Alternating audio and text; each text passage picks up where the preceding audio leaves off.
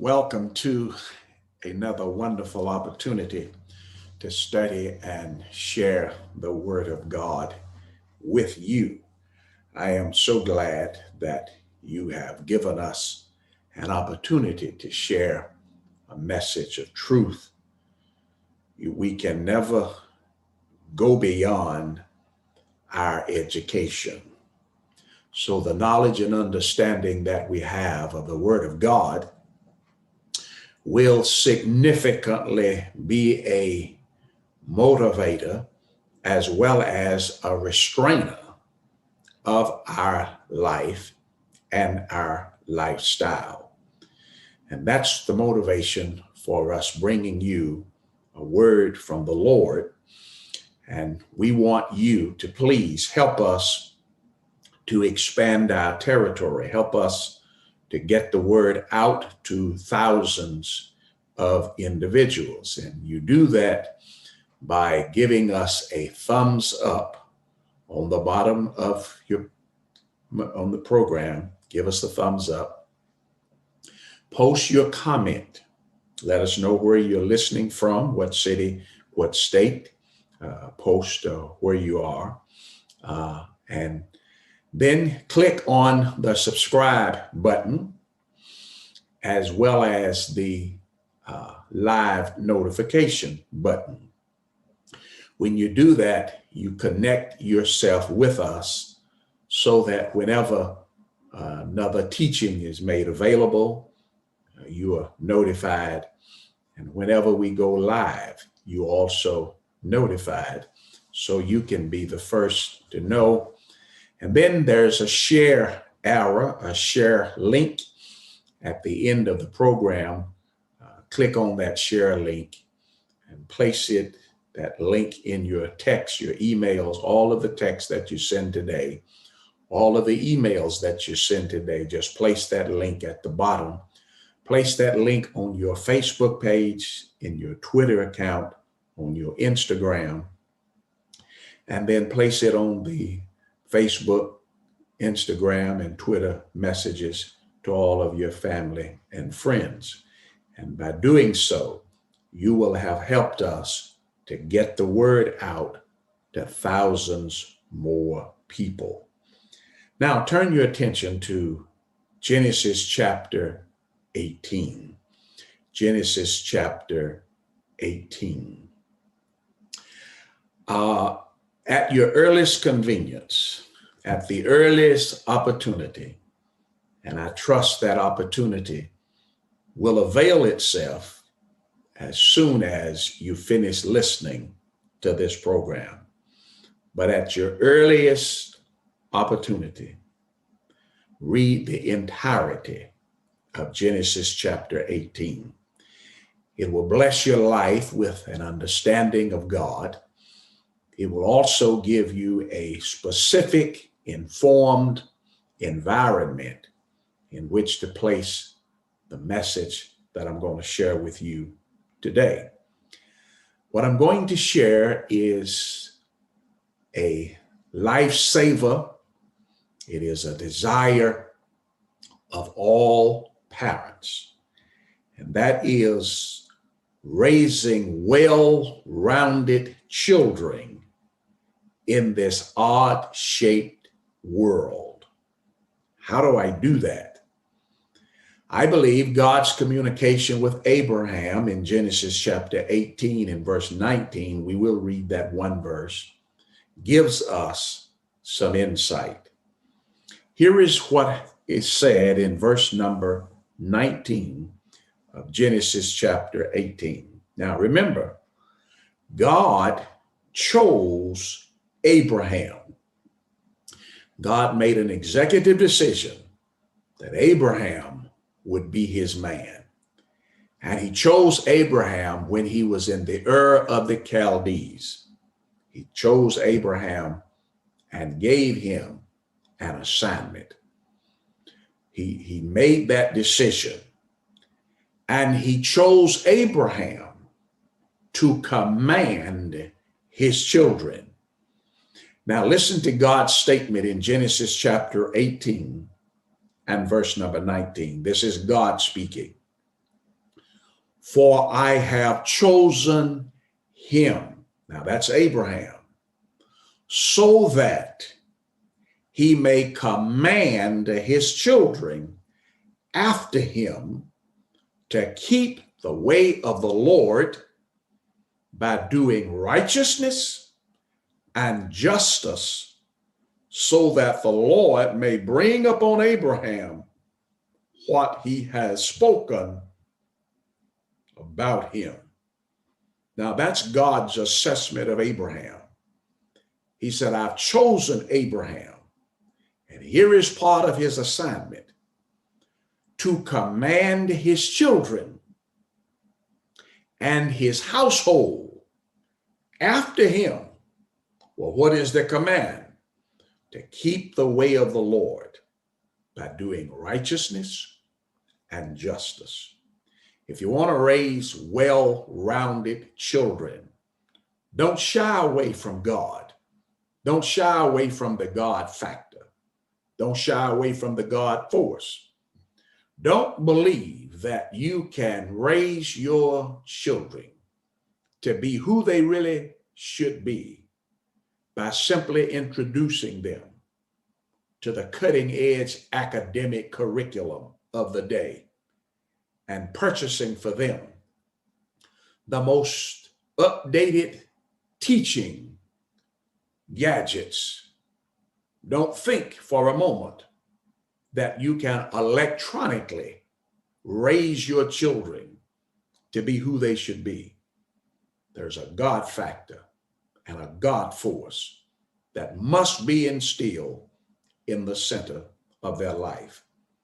And do not subscribe to this misguided notion that I'm going to teach them intellectually, academically. I'm going to feed them, train them, but I'm going to leave their spirituality up to them because it's an individual thing. Child abuse at the 33rd degree. God chose Abram so that he would command his children and his household, that he would command them to keep the way of the Lord by doing righteousness and justice. Now, if you want to raise well-rounded children, then this is the recipe. Otherwise, you can raise children who are academically studious. They may be athletically astute, but what they do with what they are and what they have may bring a shame and a disgrace to you.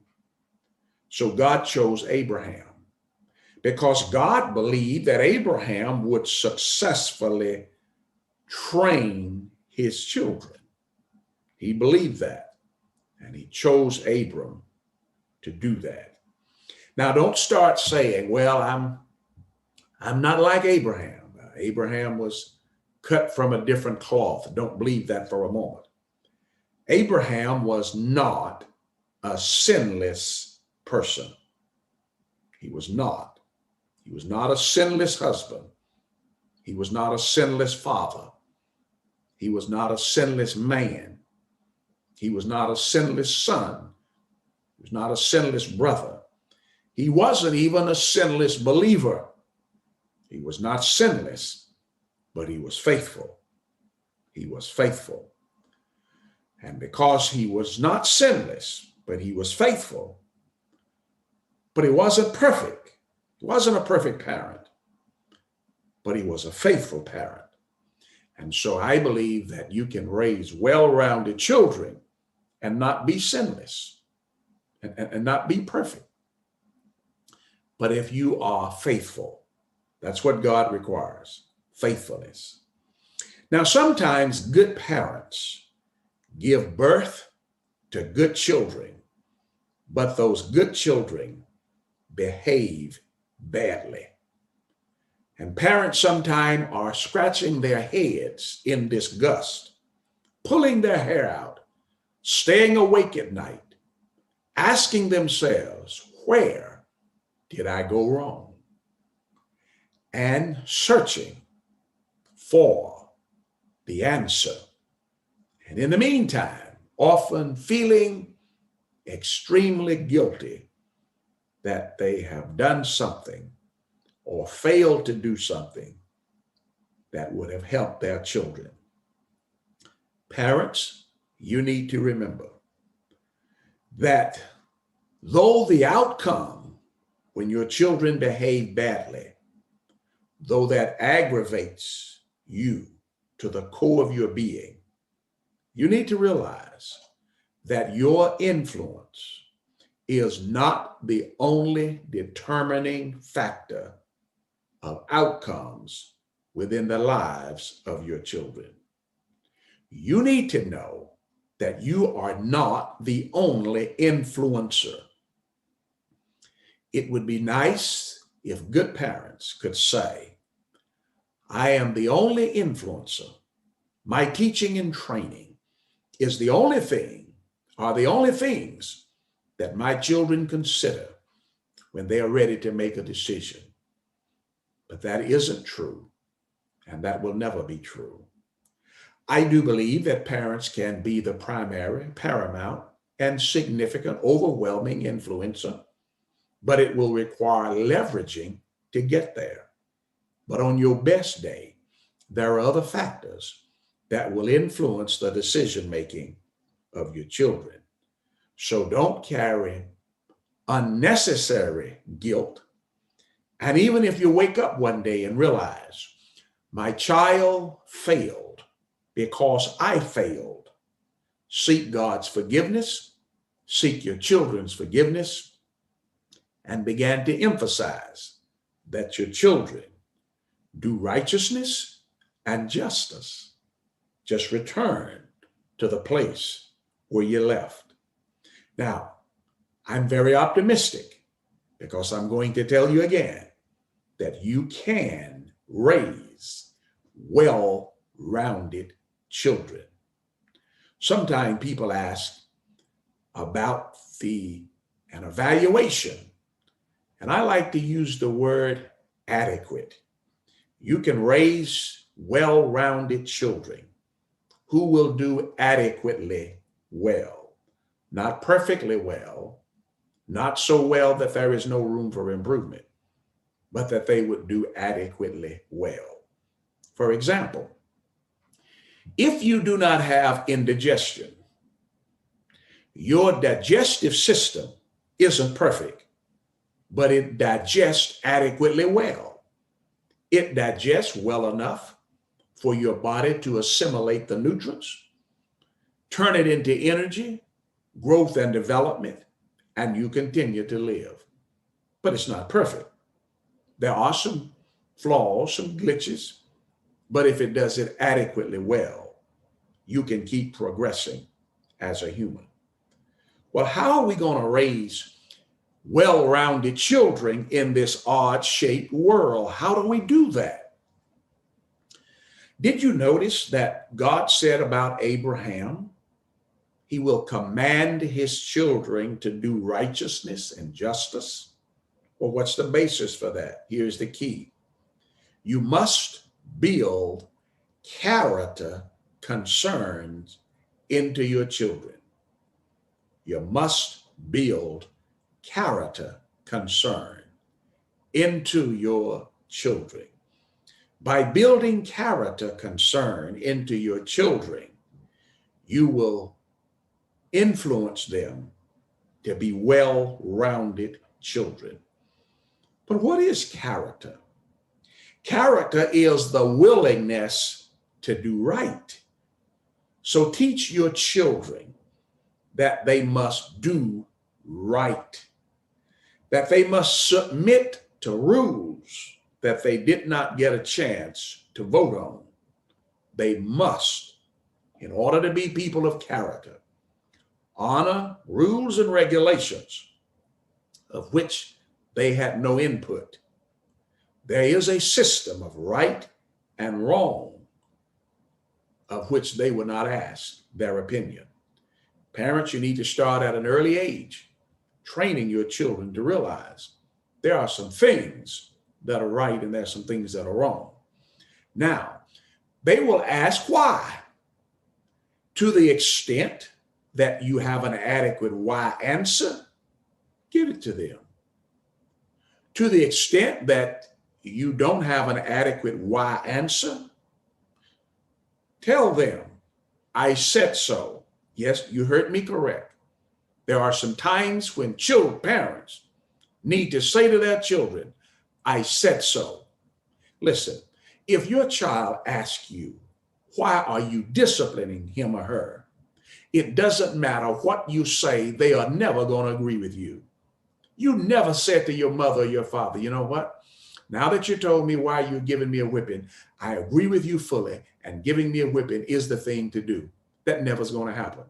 So don't buy into the trick that I'm going to explain it so well that they're going to see it. If your children with their immature mind can see everything that you see with your mature mind, then your mature mind is not as mature as it ought to be. There ought to be some things that parents are teaching their children that their children just cannot see, even with the best of explanation.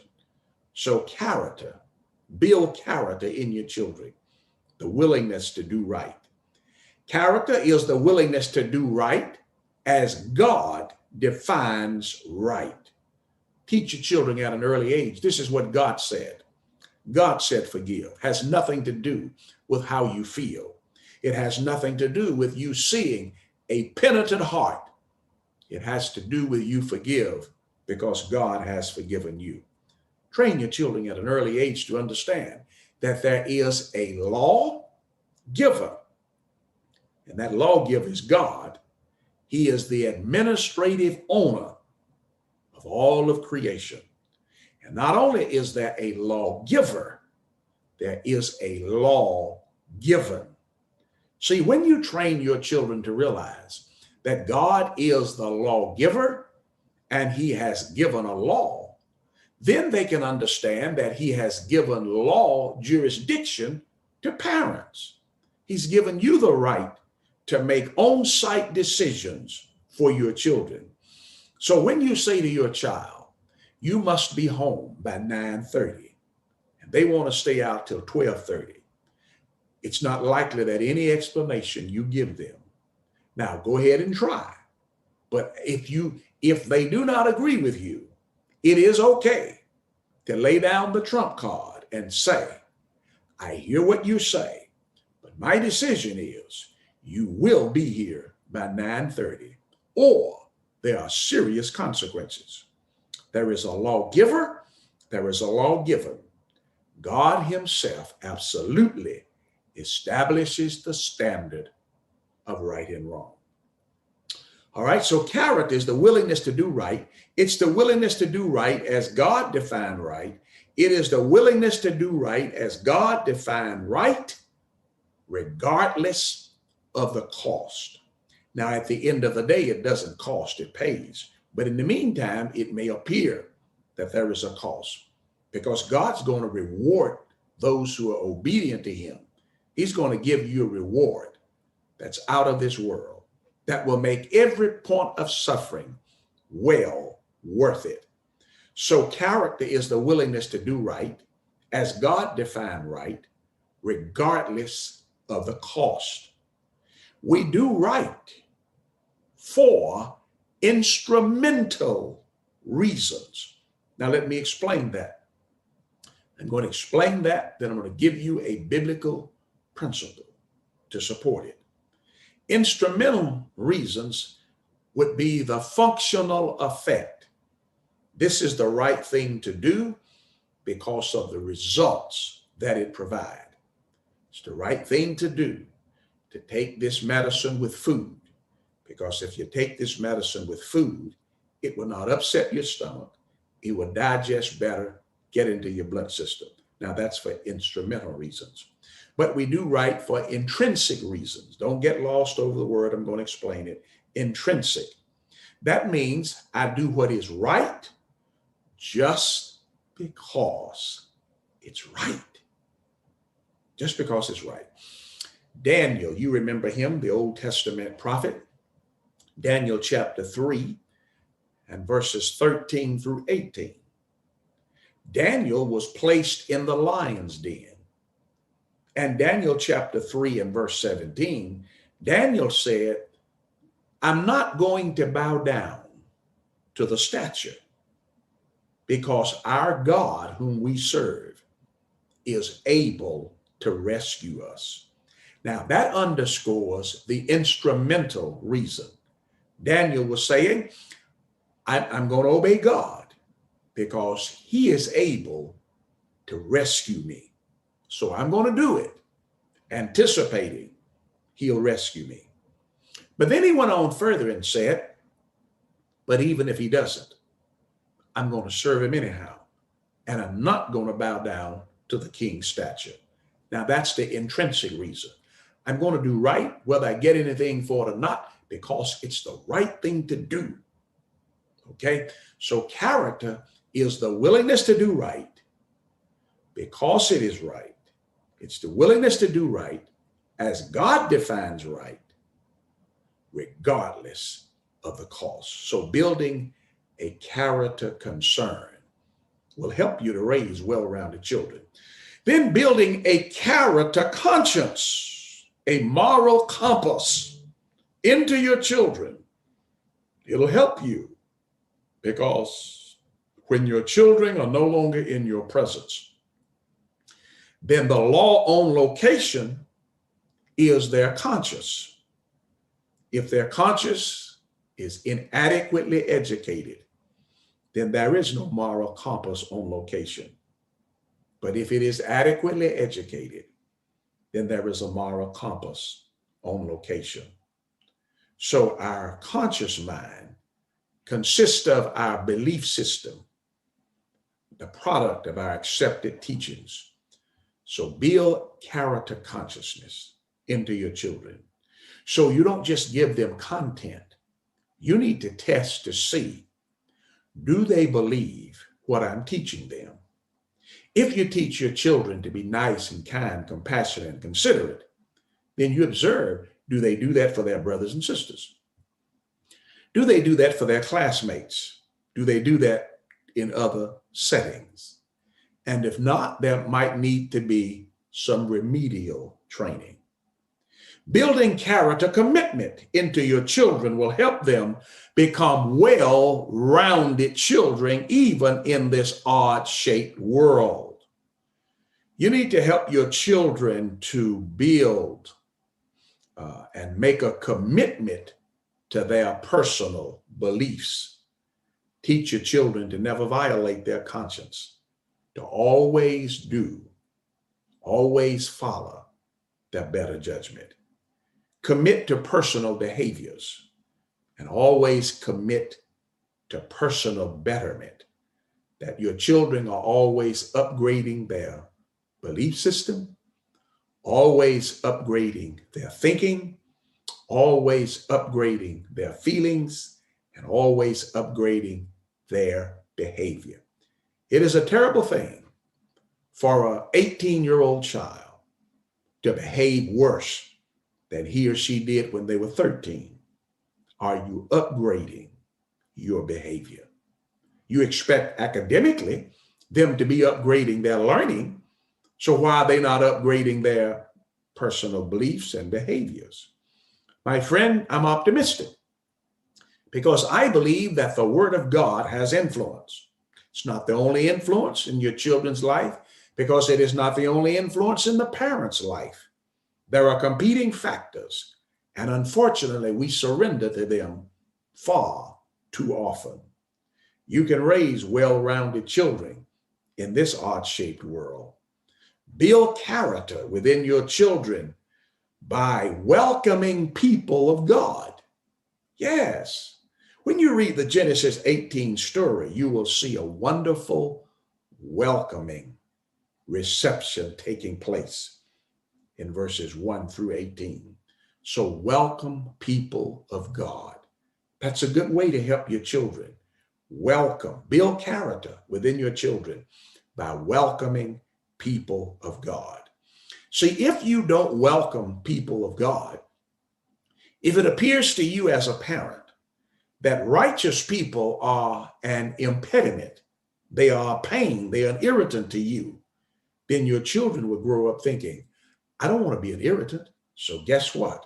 I will not embrace that character that my parents taught. So welcoming people of God. And then build character into your children by walking with people of God. Your children need to see that you have close fellowship alliances with righteous people. Do your children know who your righteous friends are? Do your children know that righteous people have influenced you? Or do they only know about your hoodlum friends? Who do you welcome and who do you walk with? Provide a character model and then provide character messages.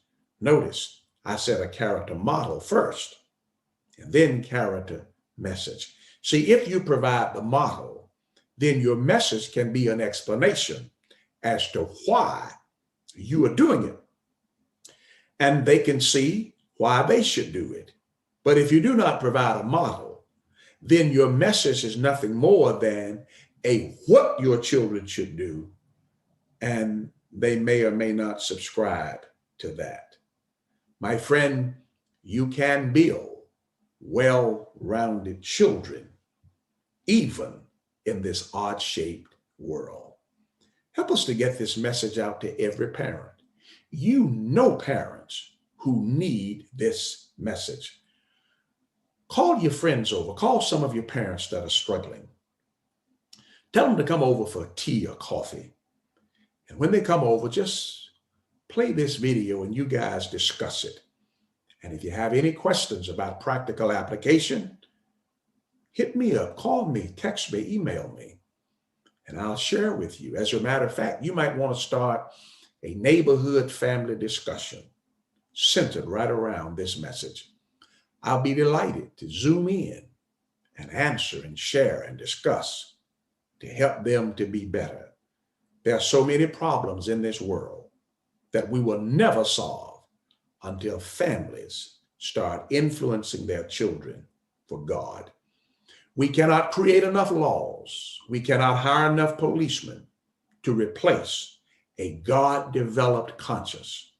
If we can develop a God-developed conscience in our children, and we can develop well-rounded children, we can save tax money. We can save headaches and heartaches galore.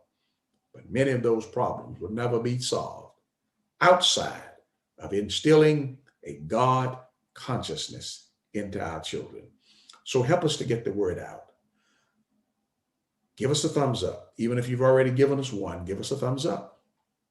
Make another positive comment. Tell us where you're from, but make a positive comment. Place your comment.